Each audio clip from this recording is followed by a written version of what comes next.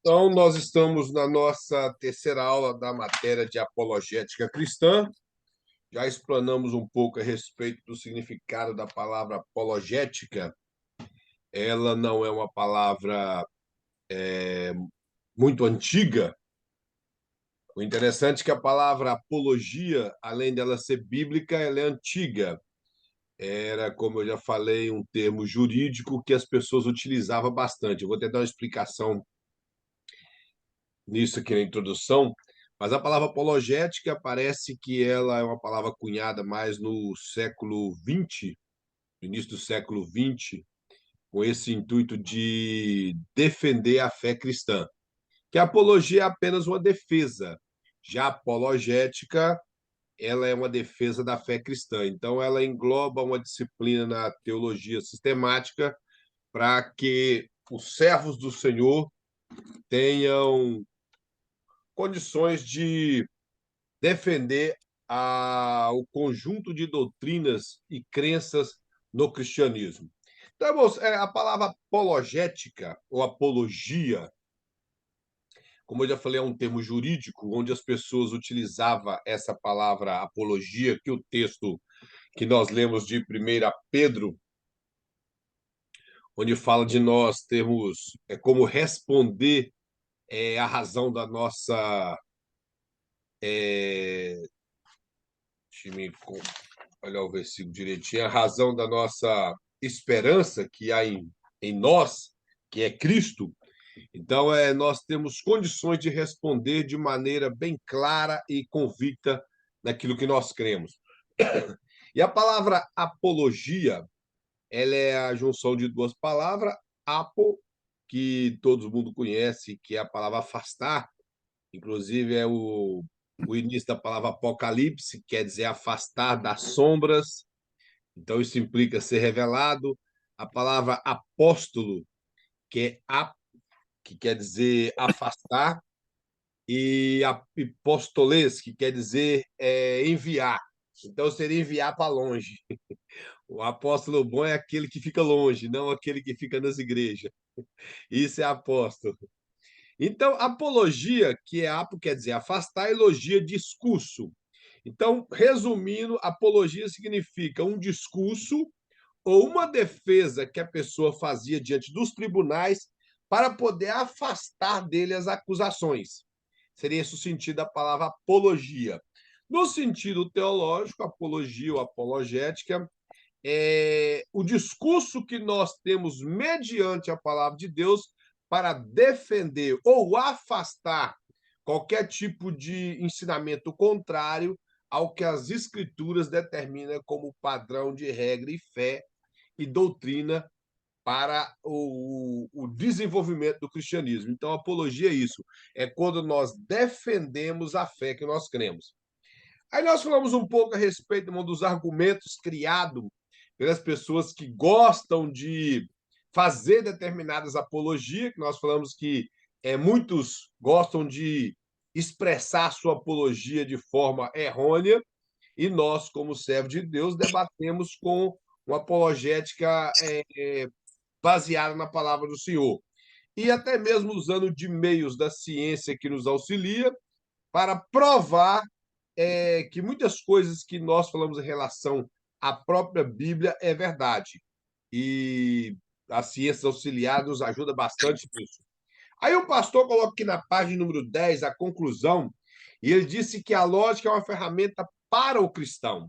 Então, ou seja, como eles utilizaram a questão da lógica, e uma das questões que nós falamos aqui é se Deus pode tudo, aí a resposta é sim. Aí eles fazem a seguinte pergunta: se Deus pode tudo, ele pode criar uma pedra maior do que ele não possa segurá-lo. Aí a resposta é não, porque Deus ele é insuperável, nada é maior do que ele, e nada é mais forte do que ele. Aí a conclusão de um cético seria, então Deus não pode tudo. Mas nós sabemos que a nossa mente é limitada para compreender Deus, e Deus não está preso dentro da limitação da mente de ninguém. Deus, ele transcende todas as coisas. Então, resumindo, é que Deus pode todas as coisas de acordo com a sua vontade. Nada vai passar da vontade de Deus, ou da sua essência, seria a palavra melhor. Aí o pastor coloca aqui que a conclusão dentro desse assunto da lógica é que a lógica é uma ferramenta para o cristão, porque nada pode com a verdade além da verdade, diz o apóstolo Paulo. E a questão da lógica, esses argumentos lógicos que muitos céticos levantam, isso para nós que servimos o Senhor, que temos o embasamento bíblico e o embasamento teológico, isso não vai mudar nada para nós. Aí o pastor coloca mais que a lógica pertence a Deus. Ela é algo que pertence a Deus. E aí o pastor mostra aqui que ele fala assim, ó, que a lógica ela pertence a Deus. Então deve ficar animado. Então nós devemos ficar animados. Mas não permita tornar-se um ídolo, que quer dizer, não é a resposta ao problema. Como cristão, nós necessitamos usar a lógica, assim como a evidência, a oração, a palavra de Deus, o amor, a bondade, etc., em nossos esforços para ganhar pessoas para Jesus. Pensar tem um grande valor na apologética, ou seja, a questão da lógica está relacionada a nossos pensamentos, aquilo que nós raciocinamos e principalmente de acordo com a palavra de Deus. Aqui, irmãos, na página de número 11, o pastor mostra aqui algumas questões da fraqueza dos argumentos. Aí ele fala que uma das fraquezas do argumento é que todas as coisas necessitam de uma causa para existir. Então, o próprio Deus também deve, por definição, necessitar de uma causa para existir. E seria o pensamento de um cético. Ele vai querer argumentar que tudo aquilo que existe tem uma causa. Então, Deus seria da mesma forma. Mas nós sabemos que tudo emana de Deus. Deus não se emanou de nada. Deus não foi criado por ninguém. Deus, ele é aquele que deu origem a todas as coisas. Antes de tudo vir existir, Deus já existia. Aí alguém pode perguntar, e como é isso? Não sabemos. O que nós sabemos é que, quando estivermos na eternidade, vamos descobrir coisas, como diz o apóstolo Paulo, inefáveis, que a nossa mente, só naquele dia, vai conseguir compreender muitas coisas. E possivelmente, possivelmente, não, é com muita clareza, que vamos passar uma eternidade conhecendo a Deus. A Bíblia fala no Evangelho de João que a vida eterna é essa, é conhecer o seu Filho e conhecer a Deus. Então, isso é um processo que nós vamos estar de uma eternidade com Deus e sempre Deus desvendando mistérios em nossas vidas, ou para que nós venhamos a conhecer. Então, essa fraqueza do argumento em querer dizer que tudo tem que ter uma causa, nós já percebemos e já entendemos teologicamente que não há essa necessidade. Aí ele fala o argumento teológico. Fala que o argumento teológico também é bastante conhecido como argumento de design. Declara que o desenhista deve existir no universo e que todas as coisas vivas exibem marcas de um plano em sua ordem e consiste em unidade do modelo. Aqui o que o pastor está querendo mostrar é que, assim como alguém que pintou um quadro, que fez um desenho, ele existe aqui nessa terra e ele tem como colocar a assinatura dele naquele desenho, da mesma forma é Deus. Então, todas as coisas que existem, elas declaram que Deus é o Criador de todas as coisas. O Salmo 19, ele é um salmo muito claro nisso, que ele fala assim, ó, os céus proclamam a glória de Deus, e o firmamento anuncia as obras da sua mão. Então, é só olhar para o céu, tendo sol ou tendo chuva, tendo o tempo nublado ou não, nós entendemos que tudo isso é obra da mão de Deus. Aí ele fala, um dia discursa a outro dia, uma noite revela conhecimento a outra noite. Não há linguagem, nem há palavras, e deles não se ouve nenhum som. No entanto, por toda a terra se faz ouvir a sua voz. Ou seja, é como se desse um eco todas as coisas criadas por Deus, revelando a grandeza de Deus. É como eu costumo dizer, tentamos imaginar, dentro somente do sistema solar, não vamos falar das demais galáxias que foge do nosso conhecimento e do nosso estudo, às vezes, com muito que as especulações do cientista, eles tentam falar de alguma coisa da demais galáxias, até mesmo dos demais planetas, mas o que eu vou falar que é coisa simples. Deus colocou o sistema solar e deu condição do homem descobrir a maneira que ele funciona no seu pouco de conhecimento. E nós vemos que, por exemplo, só o planeta Terra, ele juntamente com a Lua, gira em torno do Sol, e ao mesmo tempo que ele está girando em torno do Sol, num percurso de 365 dias, ele gira em torno de si mesmo num percurso de um dia, de 24 horas. Então, ou seja, todo o eixo da Terra foi colocado de uma maneira espetacular por Deus. O Sol não está mais, ele está à distância correta da Terra, nem para ficar mais longe e nem para ficar mais perto. A Lua, da mesma forma. As estrelas e muitas outras coisas que tem nesse sistema que nós chegou ao nosso conhecimento através das ciências auxiliares, que nós vemos que tudo está dentro de um padrão divino que não tem como fugir. E em Jó 26, os últimos versículos do livro de Jó, no capítulo 26, ele fala assim: que o Senhor ornou a terra, ornou os céus e a terra e a serpente enroscadiça. Serpente enroscadiça está falando do universo. E vai falar, e tudo isso não passa das orlas dos seus vestidos. Ou seja, diante de Deus, tudo isso ainda é muito pequeno, diante da grandeza do Deus que nós servimos. Então, mostra que tudo isso que nós contemplamos revela a grandeza de Deus. E o apóstolo Paulo, na sua carta aos Romanos, ele fala que as coisas criadas, as coisas que existem, ela revela que existe um Deus poderoso. Ele fala assim, ó. Ele fala assim, ó, do capítulo 1, versículo 20. Porque os atributos invisíveis de Deus, assim o seu eterno poder, como também a sua própria divindade, claramente se reconhece desde o princípio do mundo, sendo percebido por meio das coisas que foram criadas. Tais homens são, por isso, indesculpáveis. O que o apóstolo Paulo está descrevendo aqui em relação ao pecado do homem, aos homens que viveram antes da lei e aos que pecam sem a lei que foi dada por Moisés ao povo de Israel, ele quer dizer que todas as coisas criadas por Deus revelam a grandeza de Deus e que os homens eles não terão desculpas no dia do juízo final ao dizer que não conheceu a Deus. E ali ele dá um relato das pessoas que trocaram a glória de Deus por a glória do homem, que fizeram imagem do homem para adorar, trocando o Deus invisível. Então, ele dá todo um discurso, depois ele mostra isso aí, que todas as coisas criadas, elas revelam o Deus que existe. E hoje nós vemos aí diante do cientista, não sei se os irmãos, eu até postei 2 livros no grupo, e um desses livros ali sobre a visão do homem no mundo que nós vivemos, ele é um livro que ele fala um pouco do design inteligente. E o design inteligente hoje em dia, a boa parte dos cientistas, somente cristãos, eles defendem muito a respeito do design inteligente, mostrando que há atrás de todo esse universo uma mente sobrenatural e criadora de todas as coisas.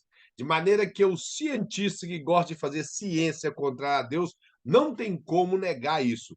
E hoje em dia, irmãos, com a descoberta do DNA, as pessoas ficaram de pé e mão amarrada em relação à criação do homem, às coisas que vieram a existir. Ok que dentro...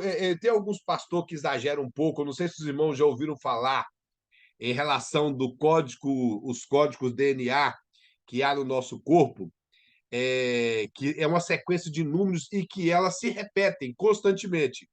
Eu não sei se os irmãos já ouviram falar que existem alguns pastores, eu acho que é ler muito e é exagerar um pouco, em falar que no nosso DNA está o nome de Deus. Os irmãos já ouviram falar isso? Que é uma sequência de número que se repete 10, 5, 6 e 5. Então, nessa demanda desses números, dessa repetição desses números, eles chegaram à conclusão que isso está relacionado ao nome de Deus. Por quê? Porque dentro do hebraico não existe números, como nós temos os nossos números, 1, 2, 3. Então, eles utilizam as letras para definir os números que eles, como eles criaram na época do alfabeto e utilizou as próprias letras para os números.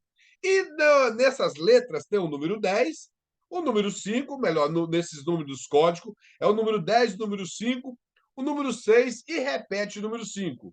E dentro dos números hebraicos, O número 10 é equivalente à letra Y, ou Iod. Aí vem o número 5, que é a letra Vav, representada pelo H, que equivaleria, né, o nosso H. O número 6, que equivaleria ao nosso W, que é a letra Vav. E o número 5, novamente, que é a representação do nosso H, que é novamente a letra Vav. Então, seria o tetagrama do nome de Deus. Yod, Rev, Vav, Rev. Só que ela é muito nisso. Eu acredito o seguinte, que a descoberta do DNA foi para lançar por terra muitas teorias que o homem tinha em relação à criação do homem, mas não para fazer essa leitura toda. E é algo bonito, empolga o povo. Eu já vi um pastor que, quando ele estava dando essa explicação, ele empolgou na hora de pronunciar esses números, e quase que ele falou até um mistério na hora. Então, então são algumas coisas que acaba exagerando. Nós não precisamos de exageros para defender a fé cristã. Nós simplesmente precisamos usar a Bíblia. Nós não defendemos fé cristã com argumentos científicos. Nós defendemos a fé cristã com a Bíblia.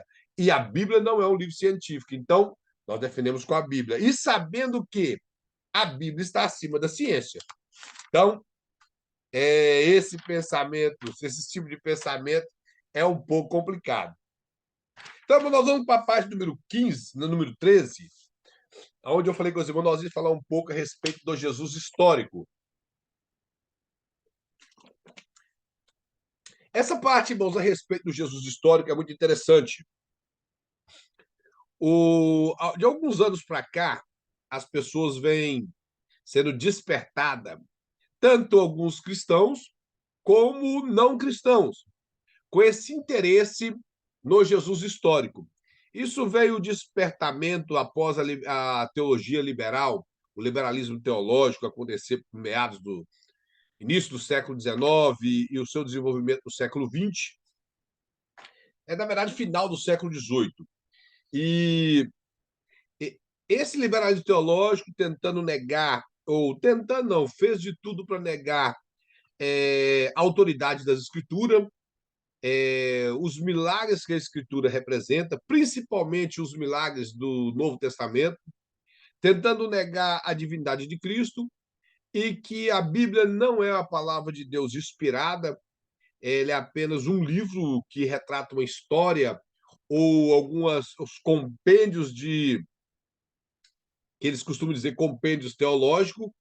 Então, esse interesse na teologia liberal de tirar a autoridade bíblica e também revelar um Jesus sem poder e que não ressuscitou, você vai encontrar muitos escritores como Rodolphe Butt, até o pastor vai falar dele aqui na lição, outros que falam a respeito disso. Rodolphe Butt foi um grande teólogo, porém, ao abraçar o liberalismo teológico, ele acabou esfriando na fé, virando um cético, e escreveu vários livros negando a autoridade bíblica e negando os milagres da Bíblia. Inclusive, ele tem um comentário bíblico a respeito do Evangelho de João, que, por sinal, o comentário que ele faz ali nas interpretações é excelente, porém, sempre no final, ele deixa muito claro que quem cria naquilo foi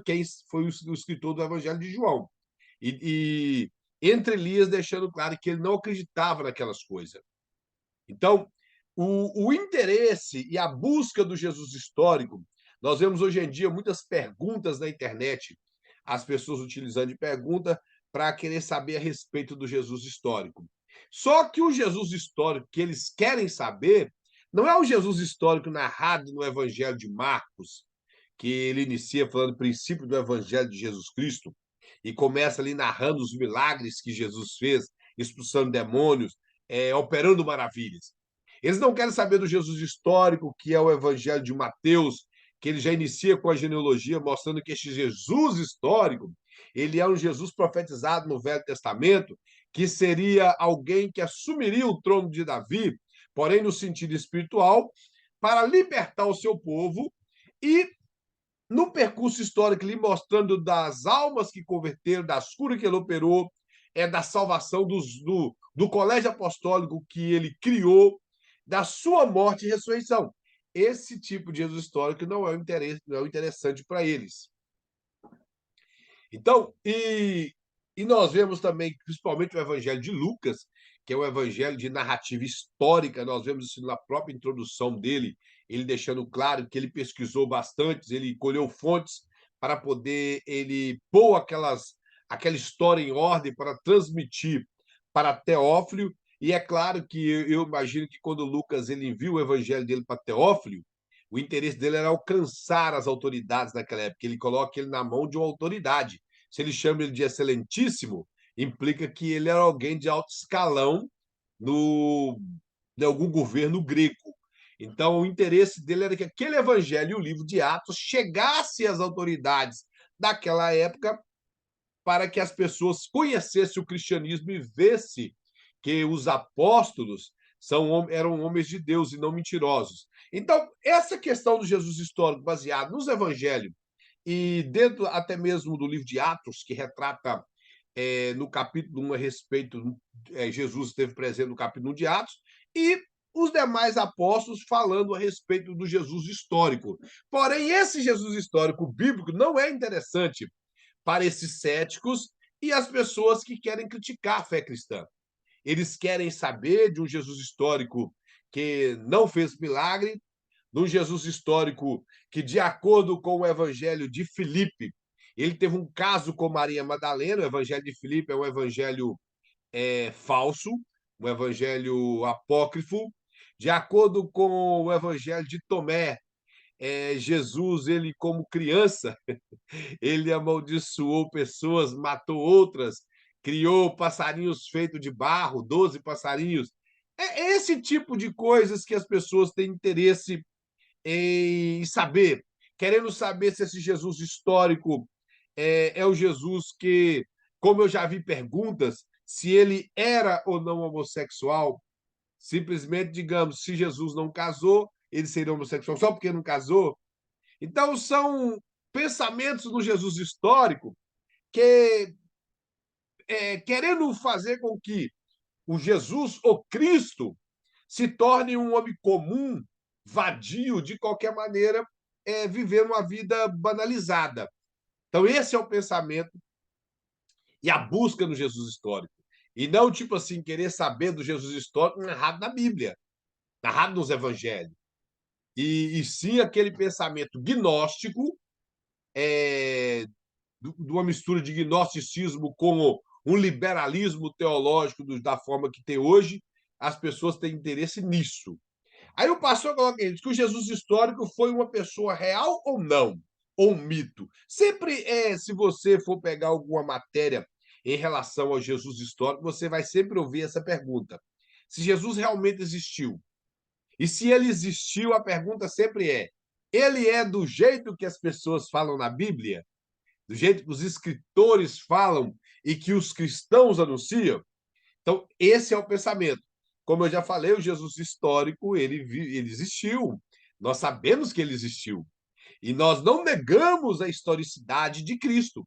Se nós negássemos a historicidade de Cristo, nós íamos crer em quê? Porque é a história que nos mostra que ele nasceu, cresceu, fez a obra de Deus, morreu e ressuscitou. Então, isso é que dá base para nós vermos que ele é o Jesus, o Cristo. A história revela o Jesus, o Cristo. Então, esse Jesus que eles querem ver, um Jesus banalizado, não é. Não vai existir uma história. Eles vão criar uma história para isso. Como esses infelizes daquele grupo Porta do Fundo, que eu espero que Deus tenha misericórdia deles, que fizeram aquela palhaçada em fazer zombaria e críticas em relação à vida de Cristo. Então, nós vemos isso aí. Aí o pastor coloca mais aqui sobre as ideias dos céticos. A primeira coisa que ele fala é que a historicidade de Jesus não é apoiada pela ciência moderna. Ou seja, eles querem dizer que não há prova alguma dentro da ciência, da descoberta de hoje, que existiu esse Jesus pregado no cristianismo. Então, se não tem historicidade moderna em relação a Cristo, isso é claro, o que eles querem defender. Então, não existe, esse Jesus não existiu. Porém, sempre há descobertas, como já descobriram uma vez um ossuário de um certo Tiago, e nesse ossuário estava escrito Tiago, irmão de Jesus. Não sei se o seu irmão já leu, isso saiu até no Mensageiro da Paz, me parece que é no ano de 2003, mas a gente encontra na internet. Existe alguns céticos que querem dizer que só estava lá Tiago, que é a palavra, o nome Tiago no hebraico é Yaakov, é o mesmo nome de Jacó. Então estava lá Yaakov, Ben, não Ben, né? Ben seria filho. Yaakov, que é irmão de Jesus. Então, eles já falam que essa palavra irmão de Jesus foi acrescentado depois. Porém, fala que a grafia está diferente, que o Carbônio 14 provou que não é a mesma escrita, e algumas mentiras. Porque no período bíblico, no período em Israel, as pessoas morriam, eles eram embalsamados, no caso ali, preparado o corpo, né, embalsamado, mas era no Egito, em mumificar, mas o embalsamamento sempre existiu, até para o povo de Israel, em voltar-se com panos. Nós vemos isso com Lázaro, com o próprio Cristo, e colocar as especiarias no corpo. Quando aquele corpo se decompôs-se, com um período talvez de bem mais de um ano, eles colocariam todos os ossos dele em uma caixa, não é como nós temos hoje, em uma caixa pequena, e nessa caixa eles enterrariam o osso. Isso nós vemos isso com o próprio José dizendo que quando ele morresse era para levar os ossos dele do Egito. Então, enterrasse na terra junto com seus pais. E possivelmente só José foi enterrado com os pais dele, e os demais não pediram os ossos ficar no Egito aguardando a ressurreição. Então,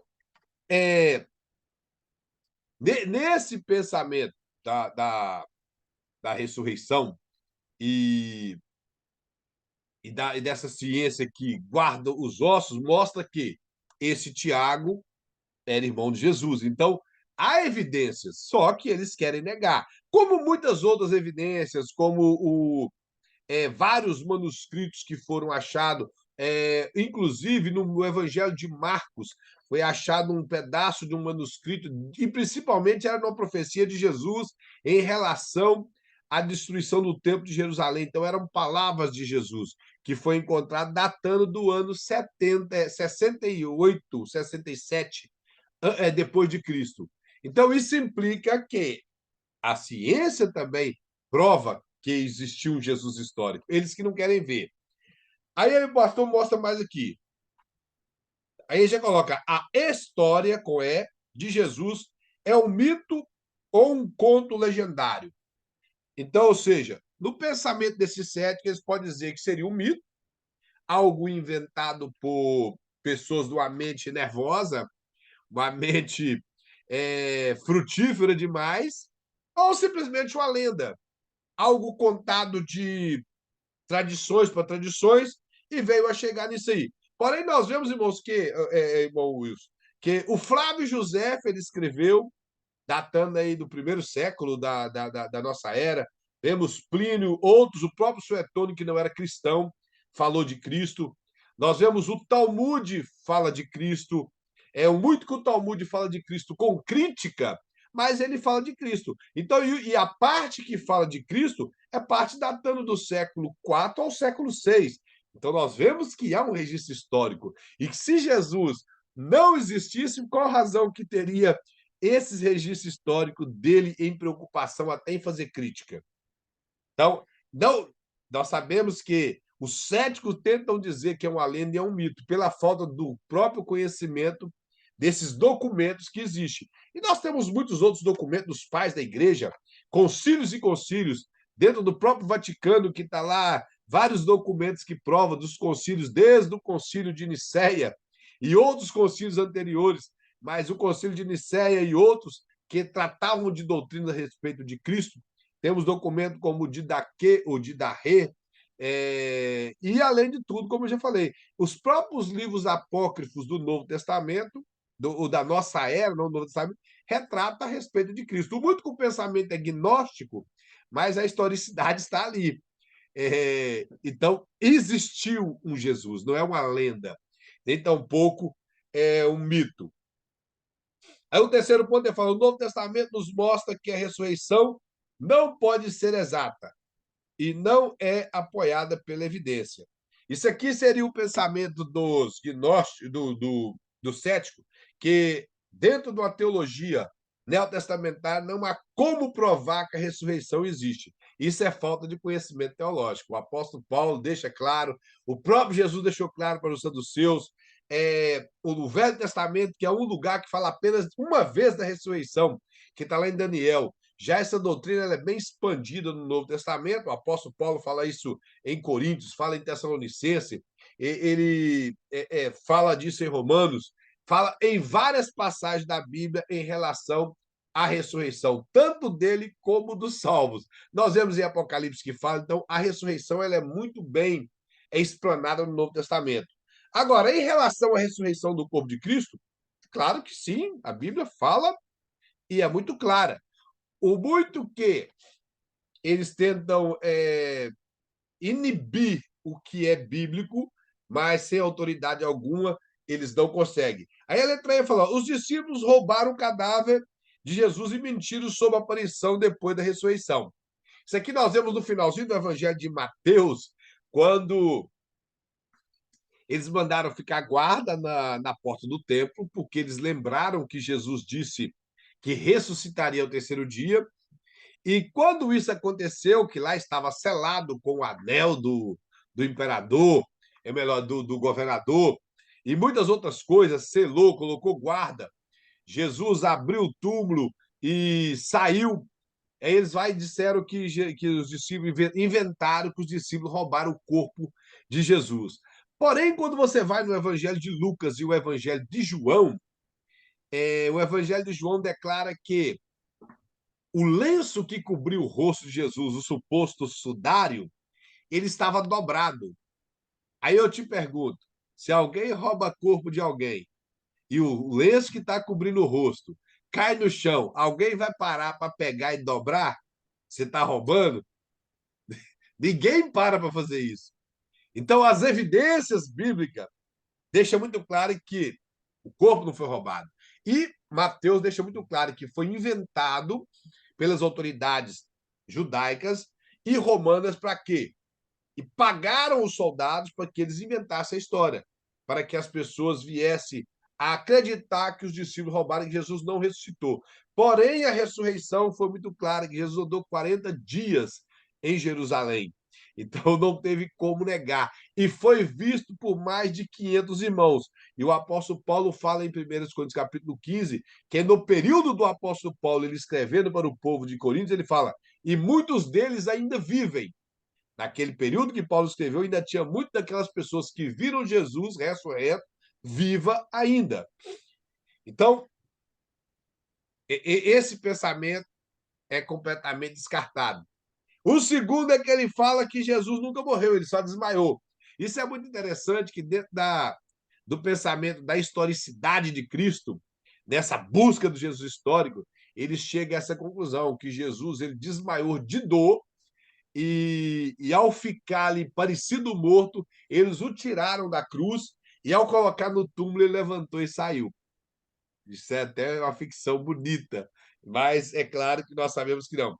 Aí ele fala: a história da ressurreição pode ser explicada por alucinações, querendo dizer que os discípulos e quem acredita vivem uma vida alucinada e que eles alucinaram juntamente com as mulheres na porta do túmulo, com essas alucinações que viram anjo, que viu o próprio Cristo e outra coisa.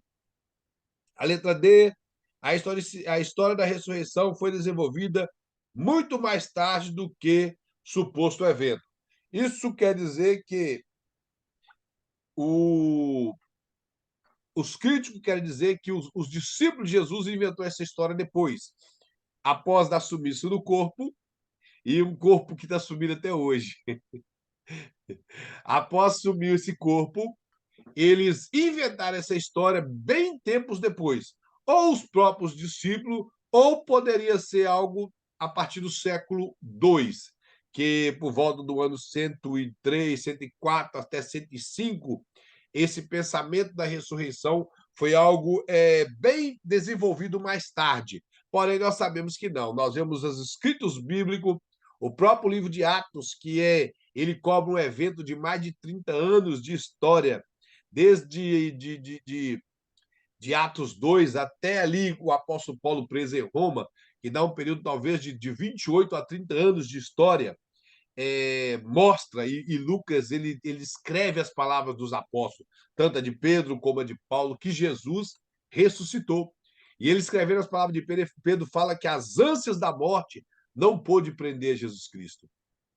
Então ele venceu a morte, ele ressuscitou, porque a morte só tem poder onde reina o pecado. E como Cristo nunca pecou, a morte não podia prendê-lo. E por último, ele fala que as mulheres provavelmente visitaram a tumba errada. Isso é o melhor. Eles visitaram a tumba errada. Então, chegaram lá na tumba que era de José de Arimateia, com muita facilidade de saber que as tumbas não é igual hoje no cemitério, que um monte de túmulo do lado da outra. E é só em Israel hoje que você vai ver, não tem túmulo do lado da tumba de Jesus. Pode ser, mano. Passaram o endereço errado, né, pastor? Isso, falando que visitou a tumba errada. Então, são desculpas para tentar provar que Jesus foi um mero homem. Aí ele fala da questão para o Jesus histórico. Tem havido vários movimentos ou questões nos últimos 2 séculos para encontrar o Jesus histórico, por estudiosos religiosos que parecem minar a natureza religiosa e a fidelidade do Novo Testamento. O interesse desses homens nessa busca do Jesus histórico, principalmente esses homens estudiosos, é tirar a autoridade do Novo Testamento, fazer desacreditar as Escrituras, principalmente a parte que compõe a parte do cristianismo, que é o Novo Testamento. Aí ele mostra aqui alguns pensamentos. Ele mostra o iluminismo, que é a primeira questão.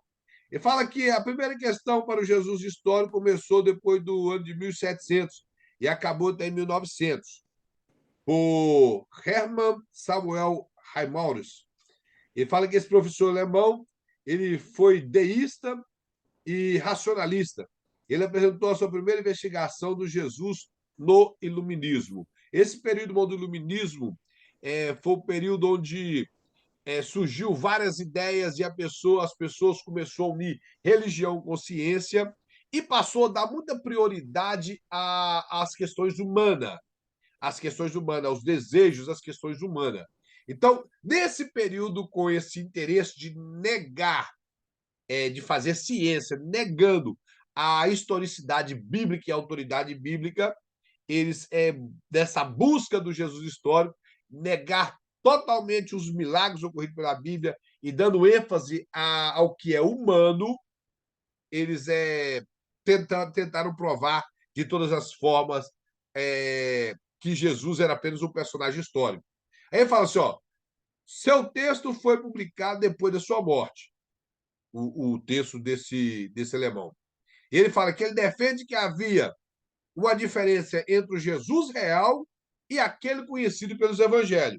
Querendo dizer que os evangelhos são pensamentos fictícios que os discípulos criaram aquilo para sustentar de forma teológica a fé que eles acreditavam.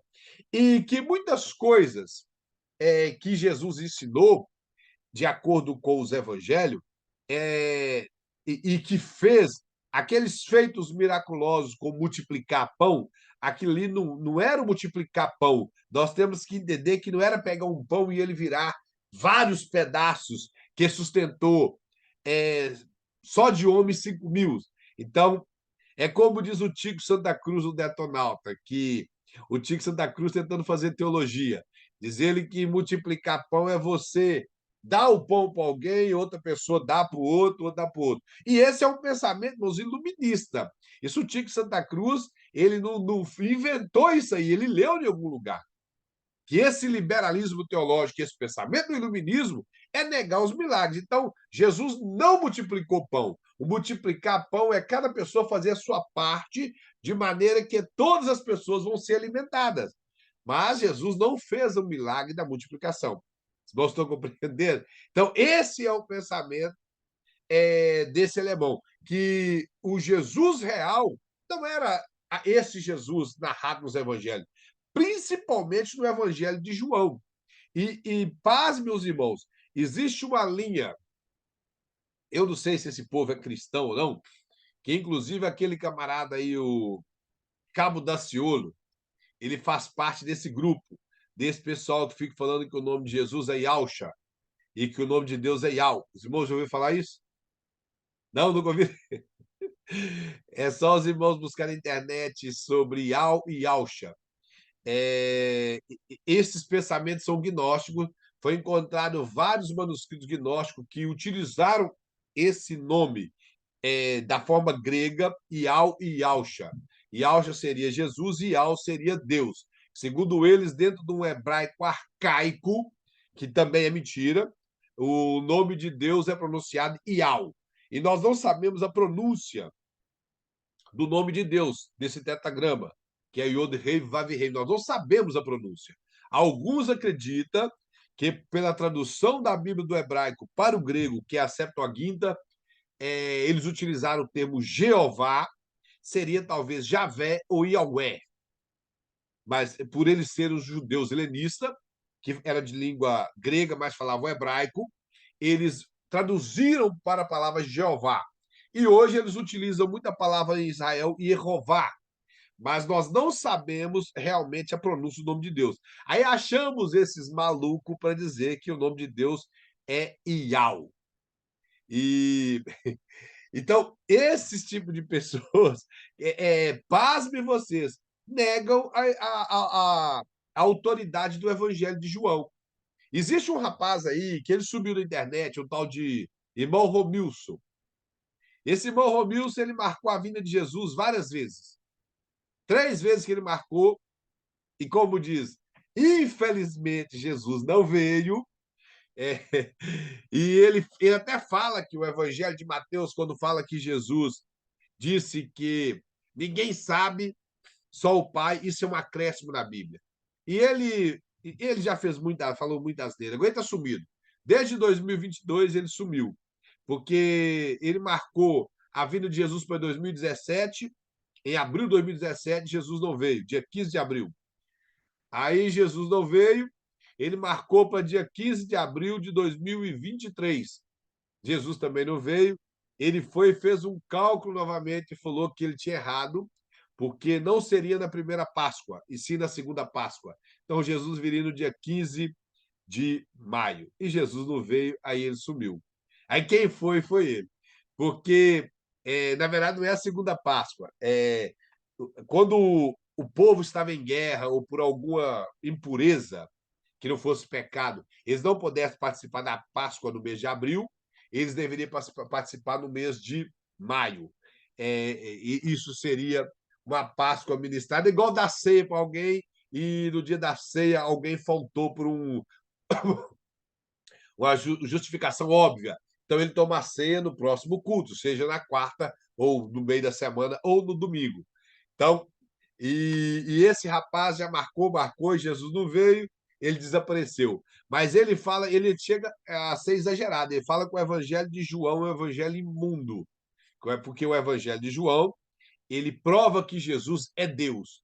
E dentro desse pensamento desse povo, e esse rapaz era da Assembleia de Deus, esse igual o Cabo da Ciolo fica aí na internet entregando profecia aí, a doida aí, virado para um lado para o outro, falando línguas estranhas, língua bem esquisita mesmo, e falando que é o cristão. E no pensamento deles, Yahusha, que seria Cristo, Jesus, ele não é Deus. Ele não é Deus soberano, igual o Pai, como o apóstolo Paulo e outros escritores, principalmente o Evangelho de João, representa. Então, ele nega o Evangelho de João, porque o Evangelho de João, primeira coisa, ele bate doído dos gnósticos. E já com o pensamento desse grupo de gente, que eu nem sei nem que igreja. E, na verdade, eles não têm igreja, dizem que igreja é facção. Porque numa cidade não pode ter mais do que uma igreja. Eu não sei de onde eles tiraram isso também.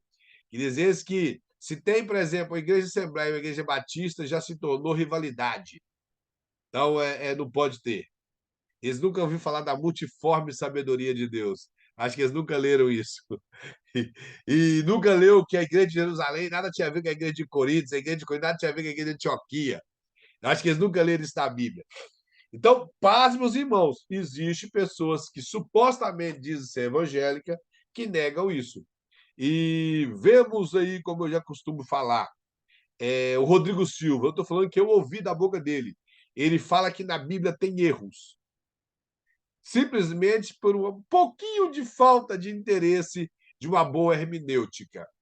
É interessar, buscar a fundo as aparentes contradições que existem na Bíblia para poder dar uma boa explicação. Então, nós vemos e outras pessoas que acabam complicando a Bíblia por não observar a Bíblia da maneira que é.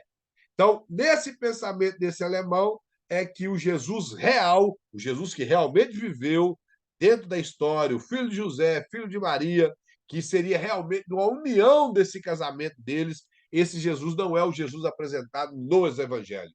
Aí ele fala assim, ó, ele cria que essa diferença existiu porque os discípulos escreveram seu próprio ponto de vista sobre Jesus e que ele ensinou dentro do judaísmo, não tendo intenção de criar uma nova religião ou anular a lei. Ele fala que ele dizia que Jesus se imaginava um Messias político e que depois de sua morte, os discípulos criaram um esquema para conservar o movimento de Jesus, roubando o seu corpo e proclamando a sua ressurreição.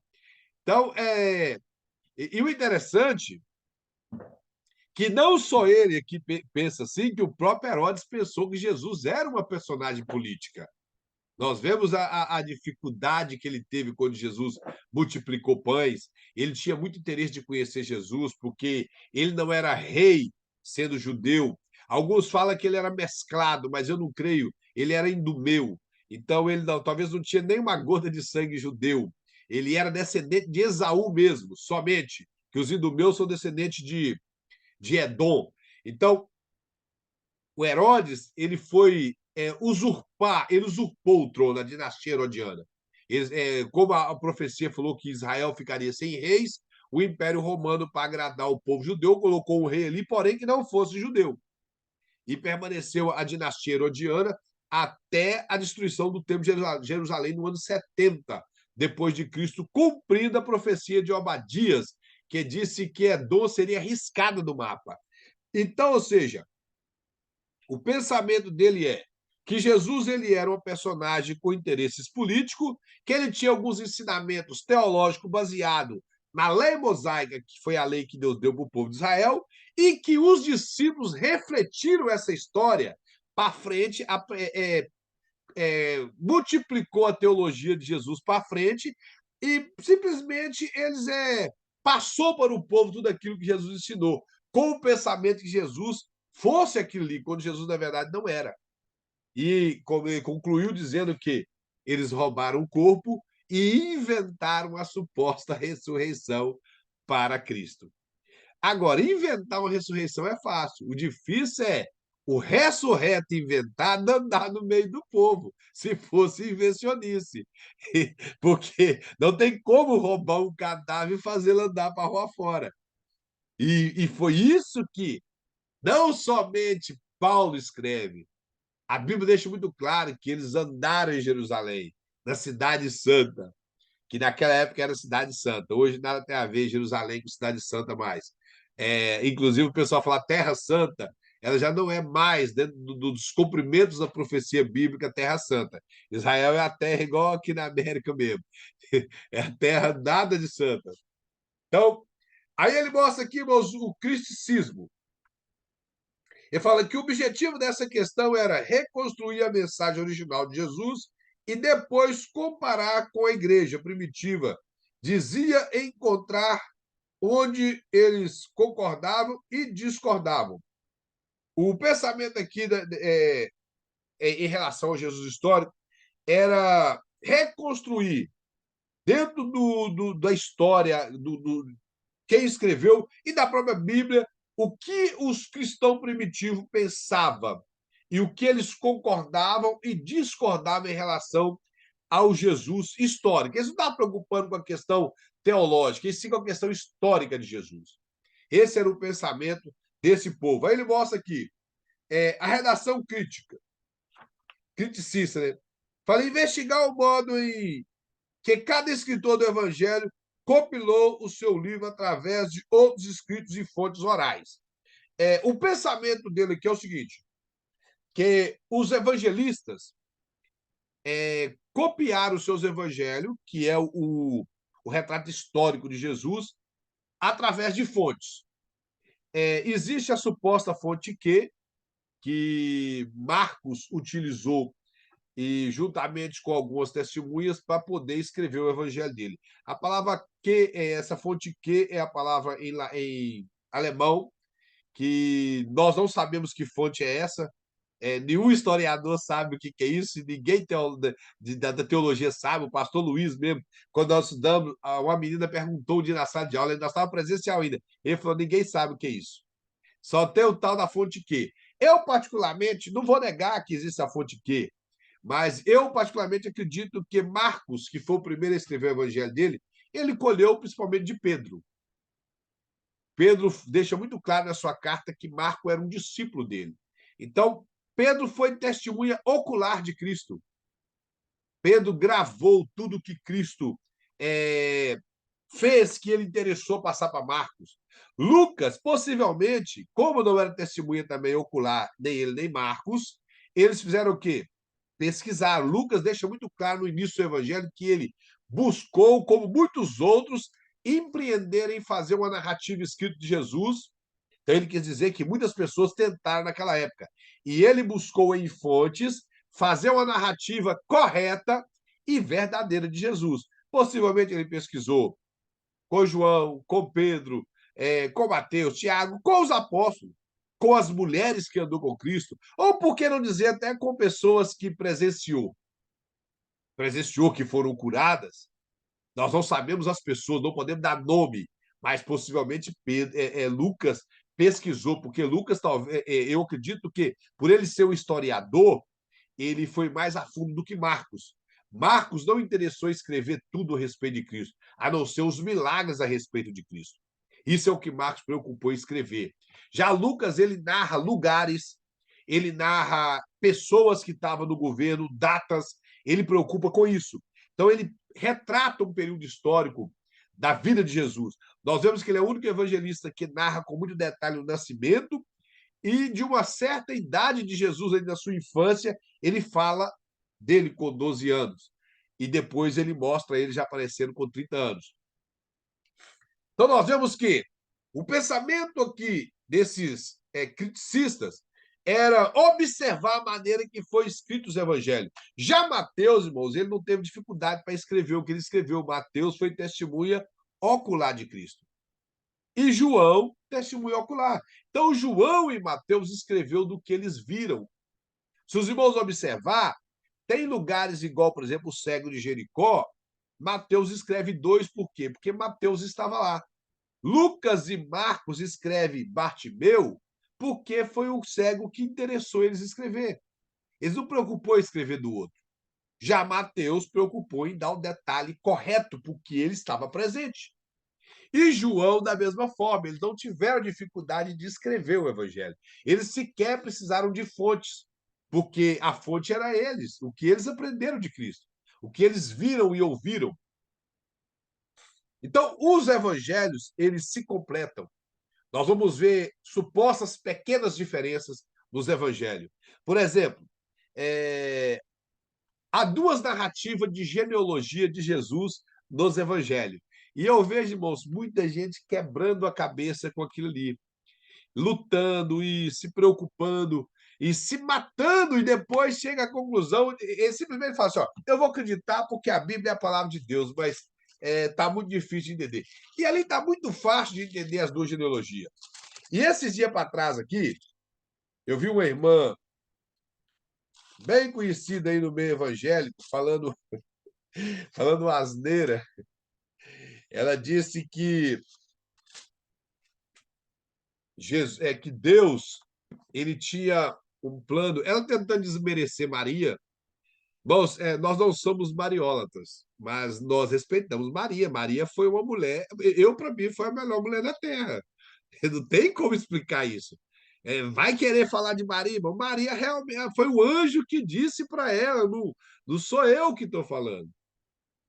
Então, nós sabemos que ela é uma serva de Deus igual a nós, porém, foi a quem Deus agradou para trazer o Salvador aqui à Terra, irmãos. Então, vamos desfazer de Maria aqui. Privilégio, né, irmão? Hã? Teve o maior privilégio. Maior privilégio. Ela realmente teve o rei na barriga. Literalmente, ela teve o rei na barriga. Então, essa irmã, ela querendo criticar Maria, ela disse que a Bíblia só fala de José. Aí ela pegou a genealogia e falou assim: onde está na Bíblia falando do pai de Maria? Aí eu pensei, tadinha dela, ela não leu o Evangelho de Lucas. Porque, por exemplo, o Evangelho de Mateus, irmãos, ele narra a genealogia de Cristo através de José.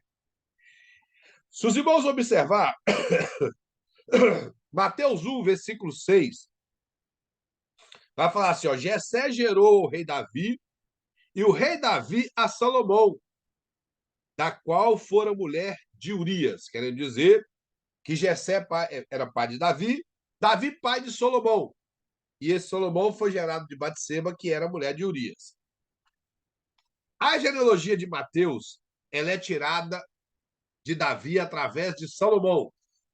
A genealogia de Lucas, ele vai mostrar aqui, ó.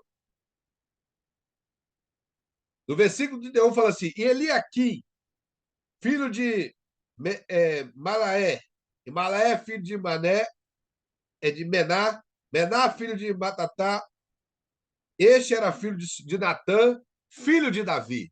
Ou seja, em Mateus, a genealogia foi tirada de Davi através de Salomão. Em Lucas, tirada de Davi através de Natã, mostrando que José era da linhagem de Davi direito no trono. E Maria era da linhagem de Davi através de Natã, e não de Salomão. Implicando com muita facilidade que Mateus narra a genealogia de José e Lucas a genealogia de Maria. Então não há contradição na Bíblia. Só basta ter interesse e observar qual que era o propósito de cada escritor, por que que Lucas não escreveu a mesma genealogia de Mateus, por que que Lucas preocupou em escrever a genealogia de Maria. Primeiro, porque ele estava escrevendo para os gregos. Os gregos sabiam que Jesus não era filho de José. E outra, ele não precisava de provar que Jesus era filho de José, porque ele não ia escrever para os gregos para provar que Jesus era o rei que os judeus esperavam. E quando Lucas escreve seu evangelho, ele escreve o evangelho mostrando que Jesus era o homem perfeito. Se os irmãos observar, cada finalzinho do versículo 8 ele fala assim, ó, e Cainã, filho de Enos, Enos, filho de Sete, Sete, filho de Adão, e Adão, filho de Deus. Mostrando que Jesus era um homem perfeito, porque toda a sua genealogia ela estava resumida em quem? Em Deus. Que Jesus nasceu da linhagem de Davi, através de Maria, mas o centro de todas as coisas não é filosofia, é Deus. Esse é o interesse de Lucas. E o pai de Maria está muito claro aqui, ó. Ele fala, e cuidava, era como se cuidava, filho de José, filho de Eli. José era casado com Maria, então ele era considerado filho de Eli, que era o pai de Maria. E a irmã que pregou lá falou que não fala do nome do pai de Maria na Bíblia porque ela não leu a Bíblia. O pai de Maria era Eli. José só apresenta porque José, quando na época em Israel alguém casava, até hoje nós vemos isso da cultura indiana, a pessoa passa a ser considerada como filho. Então, esse era o propósito do Evangelho. E tem outras passagens na Bíblia, então não há contradição. Então, essa narrativa de que observar como os escritores escreveram e querer saber se o Jesus histórico está narrado da maneira correta ali, como se todos escrevessem linha por linha tudo igual.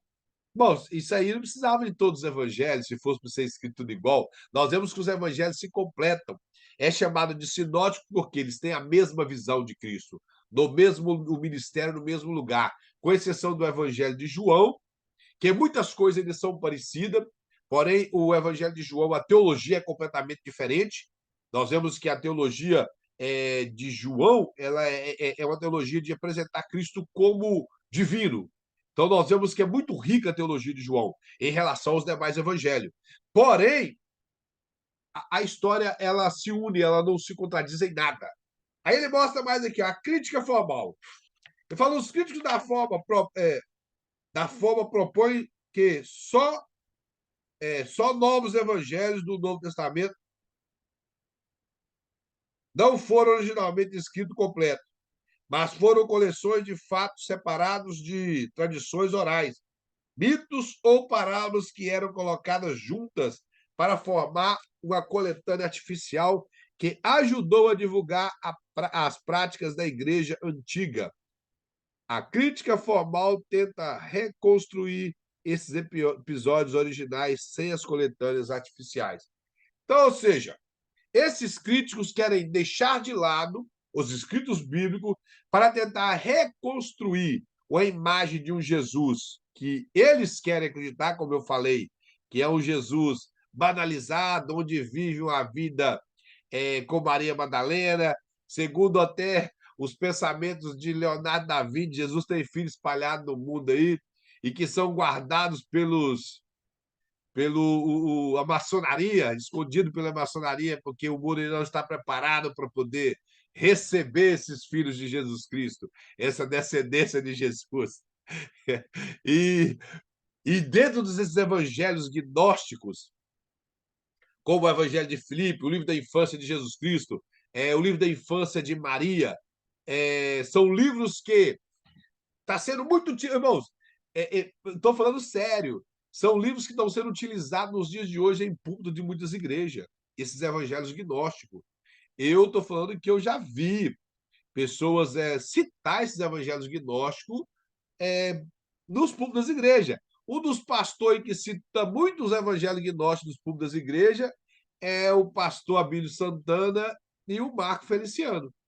O Marco Feliciano afirma, porque leu no Evangelho de Filipe, ou ele pegou simplesmente essa parte, que disse que José casou com Maria quando ela tinha 14 anos, e José já era um velho de 70 e poucos anos.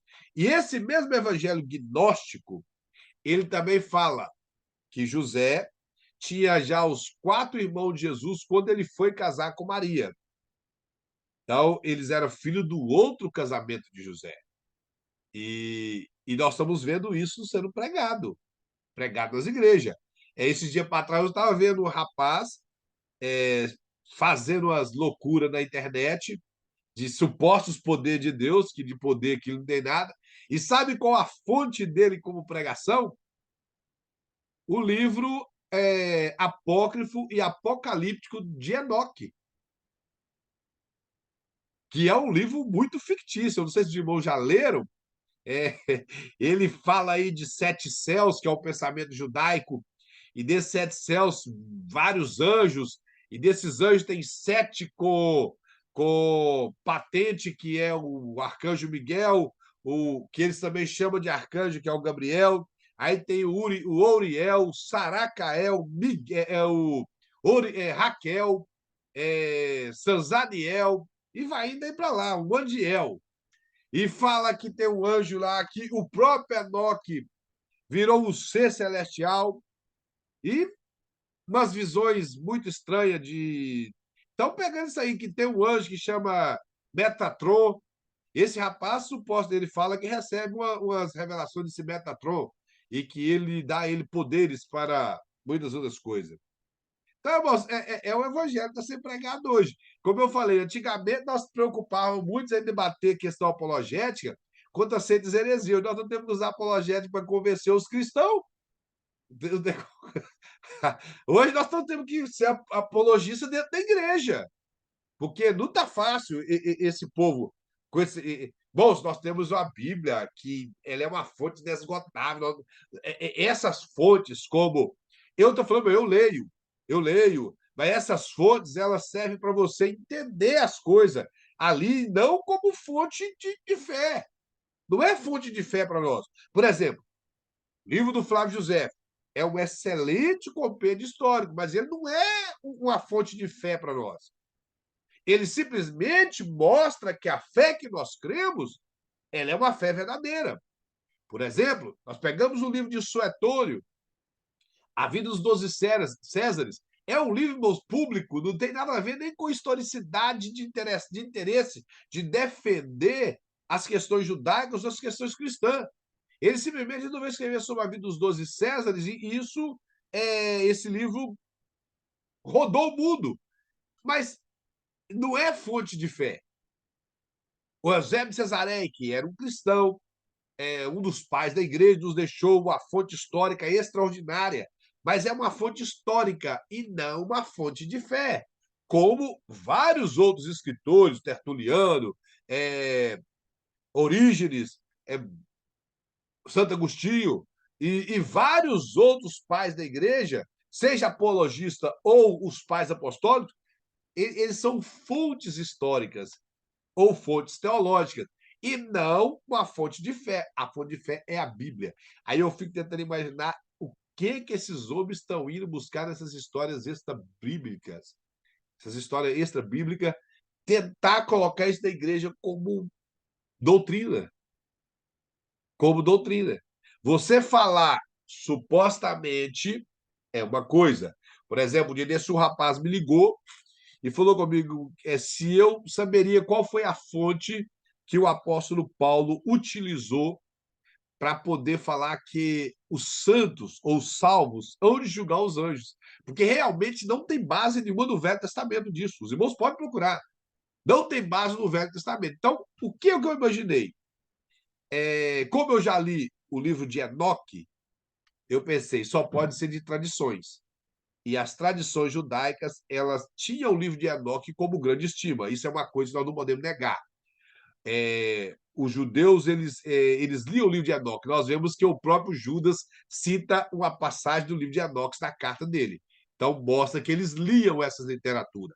Então, eu imaginei que possivelmente o apóstolo Paulo tirou do livro de Enoque. E quando eu fui olhar, realmente, o livro de Enoque dá uma certa base para acreditar que que demonstra que a igreja há de julgar os anjos caídos. Então, ou seja, essa foi a fonte. Mas eu disse para ele, supostamente, eu não disse para ele porque é de lá, que ele pode ter tirado também do Talmud, porque o livro de Enoque ele nada mais é do que citações fictícias e muitas citações dos textos bíblicos.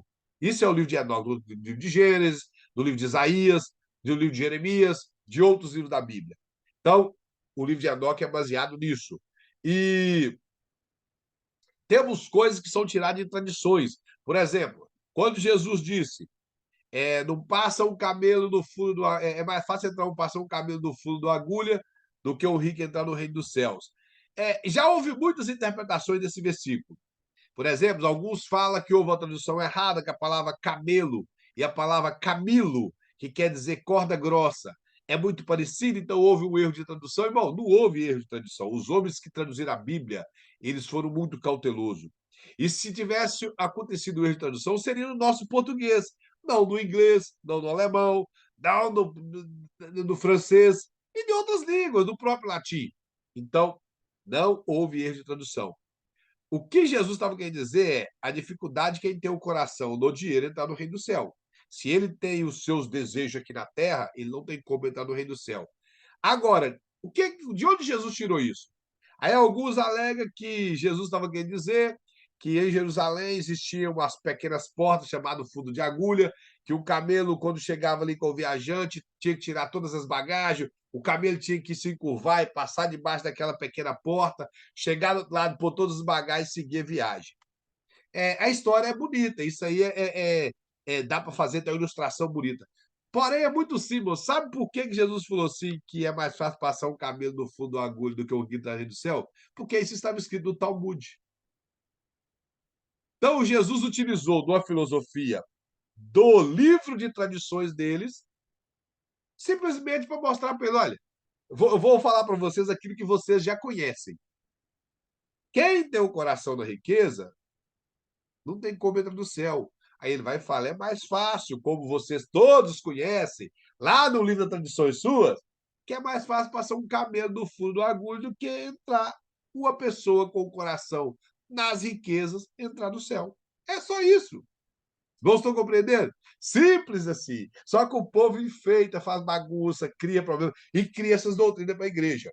Então, irmãos, dentro dessa questão formal, o pensamento que os críticos propõem é que, dentro do evangelho, ele fala que, ó, que não foram originalmente escritos completos. Eles dizem que não teve, que muitos dos evangelhos não foram completos. Devido também, irmãos, o pensamento dos críticos devido a encontrar muitos manuscritos que foram encontrados na época, que alguns copistas, eu creio que eu costumo dizer copista preguiçoso, que não tiveram cuidado como eles tiveram cuidado das cópias do Velho Testamento. Às vezes começava a cópia, não terminava, ficava para terminar o dia, não terminava, e aquelas cópias foram sendo esquecidas, alguém recolhia aquilo, jogava fora, ou deixava ali, e passados anos, as pessoas encontraram, mais de séculos depois, essas cópias faltando, outras completas, uma faltando mais do que a outra, e isso fez com que os críticos da Bíblia viesse a achar que os evangelhos não foram feitos completo. Mas nós temos cerca de mais de 5.000 manuscritos completos de todos os evangelhos. Todos os evangelhos. Então, seja manuscritos mais antigos, que falta alguma coisa, mas que nada compromete a teologia da Bíblia, nada compromete a doutrina que a Bíblia quer passar. Então, o que às vezes falta em um lugar está completo no outro. Então, nada compromete a estrutura da Bíblia. Mesmo aquelas coisas que faltam de alguns manuscritos, nada compromete. E o pensamento desses críticos levar o povo a entender que, como não há nada completo, não há nada conclusivo. E que ele fala que essas tradições orais, elas vêm de questões de pai passando para filho, ou de um mito, como as histórias míticas que aconteciam em uma cidade, e aquela história fica ali, os pais vão passando para os filhos, e aquilo vira uma tradição daquele lugar, ou de parábolas. Parábolas seriam alegorias para ilustrar uma doutrina, e como os evangelhos trazem parábolas, faladas pelo próprio Cristo, eles quiseram dizer que foram os escritores que criaram aquelas parábolas para ilustrar como se Cristo estivesse expressando aquilo, quando na verdade não era. Então, o pensamento deles era fazer com que o povo ficasse cético em relação, ou ficar duvidoso em relação à autoridade ou à unidade da Bíblia. Aí mais embaixo aqui ele fala sobre o seminário de Jesus, ele fala: sua aproximação para a crítica da Bíblia está em uma fonte de declarações hipócritas, como eu já falei, a tal da fonte que é a palavra Kelly do alemão, que quer dizer fonte.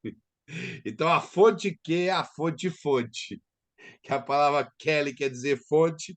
Aí ele fala aqui, aí tem aqui, como eu citei, o livro apócrifo de Tomé, que é esse livro que fala da infância de Jesus, fala que Jesus ele amaldiçoava crianças, ele amaldiçoou o professor, foi um aluno muito ruim da escola, que ele até que ele pegou uma certa idade, ele era muito rebelde por ser criança, ele matou uma vez uma criança, porém ele ressuscitou. Uma outra vez ele brincava com a criança sobre como se fosse uma laje, na época não existia laje, mas em cima da parte de cima da casa, a criança caiu. Como ele trazia um histórico de ser ruim, as pessoas acusaram ele de ter matado a criança. Aí ele ressuscitou a criança e falou com a criança: fala que aconteceu com você. Aí a criança falou: não, ele não me empurrou, eu que caí. Então, são algumas coisas, irmão, bem complicadas no Evangelho de Tomé.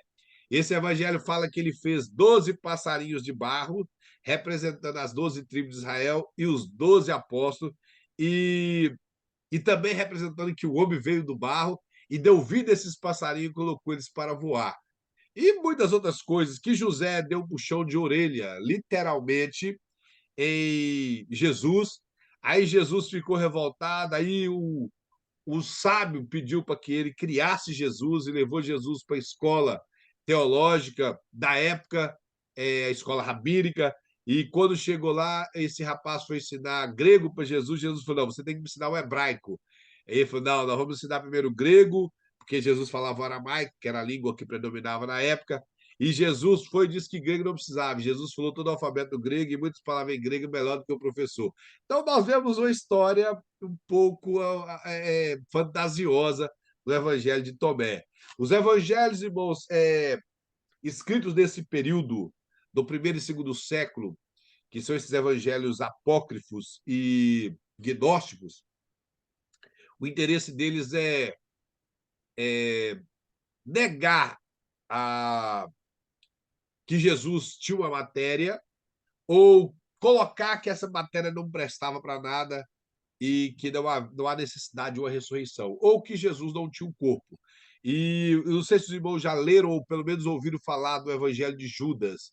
Esse Evangelho de Judas, eles defendem com muita clareza, quem escreveu, que Judas foi o agente de Deus para que Jesus, o Jesus humano, se revelasse em o Cristo. Que só após Judas entregasse Jesus, Jesus ele se manifestaria como o Cristo. Então, Judas foi o melhor discípulo que Jesus já teve. Eles falam isso, que Judas foi o melhor discípulo. E uma das coisas interessantes, eu já vi um pregador citar essas passagens de Judas de uma pregação dele, do Evangelho Apócrifo de Judas. Então, nós vemos que as coisas são muito sérias. Você ter conhecimento para poder debater as heresias e saber de onde vêm as fontes que as pessoas estão tirando, principalmente esses dias de hoje, mesclando verdade com fantasia, teologia com mentira, que as pessoas andam fazendo hoje. Então, seria muito bom ter conhecimento dessas fontes. Mas elas não são. Não faz muita falta para quem não tem interesse de fazer apologética nenhuma. Mas para quem tem, ela seria boa. Cá embaixo, no último parágrafo, fala assim: ó, os estudiosos de Jesus, Jesus Seminar, concluem que Jesus da história é muito diferente do ícone da cristandade tradicional. Jesus não caminhou nas águas, alimentou a multidão, transformou água em vinho ou ressuscitou Lázaro. Ele foi executado como uma ameaça pública, não por dizer ser filho de Deus. E na visão do seminário, ele não ressuscitou. A ressurreição ao invés disso, baseada nas experiências visionárias de Pedro, Paulo e Maria. Então, o pensamento desses céticos é que Jesus ele não é essa peça-chave do cristianismo. Ele não é a principal personagem do cristianismo. Que Jesus, ou seja, resumindo, ele não é Deus. Então, salvação, se Jesus não é Deus, salvação esquece. Se Jesus não ressuscitou, como ele coloca aqui, morreu, acabou. Como diz o apóstolo Paulo. Se a ressurreição não existe, somos os mais miseráveis da terra. E podemos comer e beber, porque amanhã morreremos. Então, o apóstolo Paulo deixa isso muito claro. Se a ressurreição não. Inclusive, ele invoca até um pensamento que existe na época, que ele não concordava, Mas para poder provar que a ressurreição existia, ele falou assim: se a ressurreição não existe, e aquele grupo de pessoas que batizam pelos mortos? Então, é vão também até o que eles fazem. Criticando, então ele falou assim: até vocês estão criticando até eles, já que eles batizavam pelos mortos, para a ressurreição, então eles também estavam perdidos. E eles mostram que Jesus não multiplicou pão, ele não alimentou ninguém, como eu já falei, a teologia do Tico Santa Cruz, que ele não andou sobre as águas, isso é o invencionismo dos apóstolos, que ele não ressuscitou Lázaro, principalmente de 4 dias, não ressuscitou Lázaro. E essa questão da ressurreição de Lázaro de 4 dias também, como eu falo das fontes, nós temos que tomar muito cuidado com as fontes. Eu acredito que os irmãos já ouviram falar que Jesus ressuscitou Lázaro no 4 dia, porque se Jesus chegasse antes, existia uma tradição na época que dizia que o espírito da pessoa fica rondando por ali. E se Jesus ressuscitasse ele com 3 dias, as pessoas não acreditariam na ressurreição de Lázaro, porque teria que ser o 4 dia. Os irmãos já ouviram falar isso? Não? Só eu que ouço esses negócios? Que eles falam que Jesus ele só poderia chegar no 4 dia porque as pessoas acreditavam que até 3 dias a pessoa podia voltar à vida. Agora vamos lá. Jesus morreu, chegou no 4 dia porque era longe onde ele estava e ele precisava de continuar fazendo. Segundo, ele deixou bem claro que Lázaro deveria morrer para o nome de Deus ser glorificado. E mais, ele ainda nem usou a palavra morrer, ele usou o eufemismo que Lázaro dormia, porque seria só um descanso. Lázaro estava muito cansado, precisava de passar uns 4 dias descansando, e falou: vamos tirar o fôlego de vida dele para ele descansar, porque ele está muito afoito. Se esse pensamento fosse verdade, a primeira coisa que nós deveríamos negar é que Jesus ressuscitou, porque Jesus ressuscitou no 3º dia, que dentro do nosso calendário dá 1 dia e meio. Não dá nem 3 dias. 3 dias no calendário judeu, da contagem judaica. No nosso dá 1 dia e meio. Outra, a filha de Jairo também não foi ressuscitado. O filho da viúva de Naim não foi ressuscitado porque eles não velavam durante muito. Eles velavam o corpo 1 dia. Esse era o pensamento judaico. Para que e só com os parentes, para que só eles se considerassem imundos. Então, já perdemos a ressurreição de Jesus, que é a principal, da filha de Jairo e do filho da viúva de Naim. Aí temos também a ressurreição as únicas duas ressurreições, melhor, 3, né? Do Velho Testamento. Foi que Elias fez e as duas de Eliseu. A de Eliseu, o menino morreu no mesmo dia, a de Elias morreu no mesmo dia, e aquele homem que lançaram no túmulo de Eliseu morreu no mesmo dia também na batalha. Então, nós estamos pedindo. Vocês voltam a compreender? Então, esses pensamentos que enfeitam a pregação contradiz a Bíblia. Contradiz a Bíblia. E eles tiram esses negócios, sabe de onde? Fontes extras bíblicas. De fontes extras bíblicas, e não da Bíblia. Então, irmãos, concluindo aqui, eles querem falar isso que Jesus ele não ressuscitou, que são pensamentos, podemos dizer, de visionário ou de visagem, não é nem de visões. Pensamento de Pedro, de Paulo, que eram os mais influentes daquela época, e da própria Maria. Essa Maria possivelmente está fazendo referência a Maria, mãe de Jesus, que não escreveu nada e não falou nada, mas esse é o rapaz que está colocando que ela também teve esse pensamento. Então, bom, nós paramos aqui na página número 16 e continuaremos na próxima aula na página número 16. Então, nós ficamos aqui com esse pensamento que as pessoas têm do Jesus histórico. O intuito principal, irmãos, a respeito do Jesus histórico, como eu falei no início, é negar sua divindade e os seus milagres. Essa busca do Jesus histórico nada mais é do que isso. É banalizar o Cristo, tirando essa autoridade de Jesus como Filho de Deus e Salvador do mundo. Que Jesus é apenas um personagem histórico, como os próprios judeus veem, apesar que os judeus não negam os feitos de Cristo. Alguns judeus negam quando ele é um judeu agnóstico. Fora isso, os demais judeus, o muito que eles sejam ortodoxos, reformistas, e outra linha de judaísmo, eles acreditam em Cristo como um grande profeta, alguém que marcou a história judaica. Bem, alguma pergunta? Alguma colocação? Então, irmãos, ficou marcado para a próxima aula. Nós teremos a prova da matéria de História da Igreja.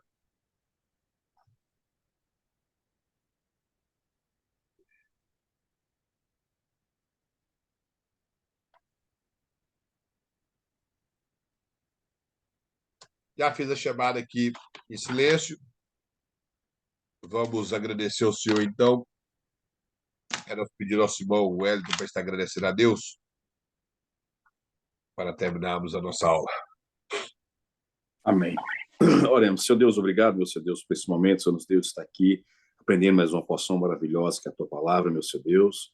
Eu lhe peço, Senhor Deus, que o Senhor venha derramar as tuas bênçãos, venha proteger, guardar, meu Pai, esse resto de semana, a vida de cada um irmão aqui que está presente, aquele que não pôde estar, meu Pai, essa noite. Em nome do Senhor Jesus Cristo, abençoe a vida do nosso pastor, meu Pai, a vida do evangelista Kleber, meu Senhor Deus, a vida do nosso irmão Wilson, do nosso irmão, meu Pai, também que está aqui, Senhor Deus, em nome de Jesus. O Lucas, em nome do Senhor Jesus, eu lhe peço pela minha vida, a vida da nossa família. Em nome do Pai, do Filho e do Espírito Santo de Deus, meu Pai. Vem nos guardar e nos proteger. Aquele irmão que não pôde estar, meu Pai. O Senhor conhece cada um deles e sabe o motivo. Em nome do Pai, do Filho e Espírito Santo de Deus. Amém. E graças a Deus. Amém. Bom, se Deus em Cristo abençoe a todos. Todos tenham uma excelente noite, uma maravilhosa. Amém. Deus abençoe a todos. Boa noite. Boa Amém. semana. Boa noite.